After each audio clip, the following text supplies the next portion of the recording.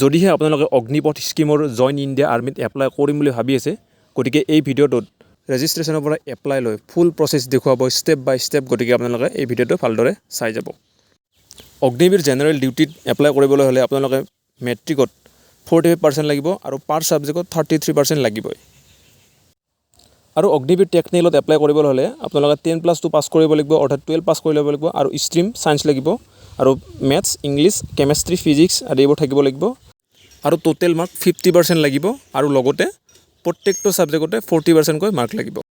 আৰু যদিহে আপোনালোকৰ 50% মাৰ্ক নাই, তেতিয়াহ'লে আপোনালোকৰ যদি ITI আছে তেতিয়াও পাৰিব, আৰু মিনিমাম 1 year লাগিবই ITIত, আৰু NCQ লেভেল 4 হ'ব লাগিব।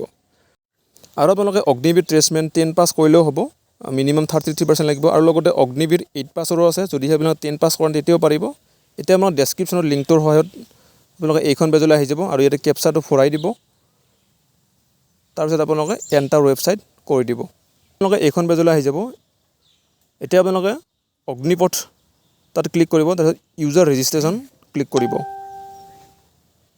এতিয়া আপোনালোকে তলৰ ফালে স্ক্ৰল কৰিব, নতুবা আপোনালোকে এইবিলাক পঢ়িব পাৰে, ইচ্ছা কৰিলে পঢ়িব পাৰে। এতিয়া আপোনালোকে কণ্টিনিউত ক্লিক কৰি দিব। এতিয়া আপোনালোকে এখন নতুন পেজত আহিব। আপোনালোকে ষ্টেট চুজ কৰিব। যদি আপুনি অসমৰ হয় অসমত ক্লিক কৰিব, আৰু যদি আপোনাৰ যদি আধাৰ আছে, আই হেভ আধাৰ নাম্বাৰ ক্লিক কৰিব। তাৰপিছত আপোনালোকে আধাৰ নাম্বাৰটো বহাই দিব ইয়াতে। তাৰপিছত কেণ্ডিডেট ভৰাব, আপোনাৰ নিজৰ নাম ভৰাব, ফাদাৰ বা গাৰ্জেনৰ নাম ভৰাব, তাৰপিছত মাদাৰ্ছ নামটো ভৰাই দিব, তাৰপিছত আপোনাৰ ডেট অফ বাৰ্থটো বহাই ল'ব। তাৰপিছত আপোনালোকে এটা ইমেইল এড্ৰেছ ভৰাব, যিটো আপোনাৰ ভেলিড হয়, তাত OTP যাব, আৰু আপোনাৰ মোবাইল নম্বৰ ভৰাব, ভেলিড মোবাইল নম্বৰ বহাব।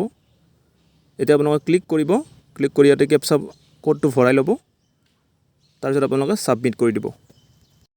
আৰু যদিহে আপোনালোকে আগতে যদি আৰ্মিত এপ্লাই কৰিছে, তেতিয়াহ'লে আপোনালোকে লগইনত ক্লিক কৰিব।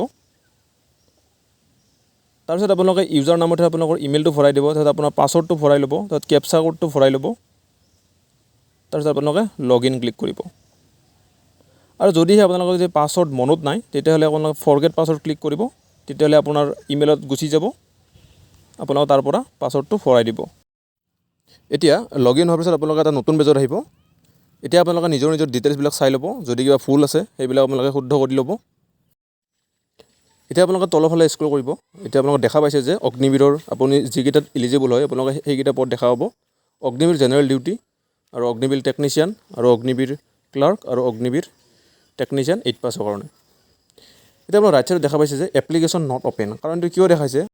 অসমৰ কিছুমান ঠাইত এতিয়াও এপ্লাই আৰম্ভ হোৱা নাই, আৰু কিছুমান ঠাইত হৈ গৈছে। আমাৰ মিডিল আছাম, নাৰেংগী আৰু লোৱাৰ আছাম, বঙাইগাঁৱত এতিয়ালৈকে এপ্লাই আৰম্ভ হোৱা নাই। কিন্তু আপাৰ আছামত যি অনুষ্ঠিত হ'বলগীয়া ৰেলী, যোৰহাটত ইতিমধ্যে এপ্লাই আৰম্ভ হৈ গৈছে।